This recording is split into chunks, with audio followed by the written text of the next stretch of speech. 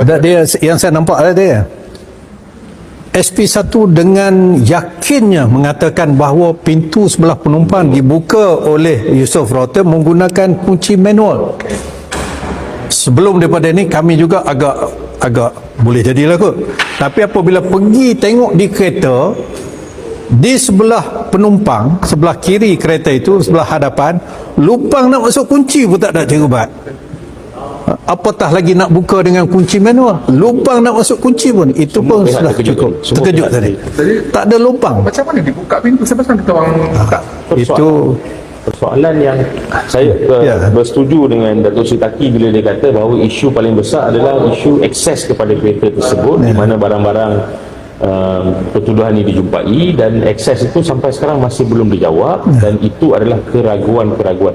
Kemungkinan ditimbulkan ini adalah kemungkinan yang menimbulkan kelompangan dan keraguan dalam kes pendakwaan.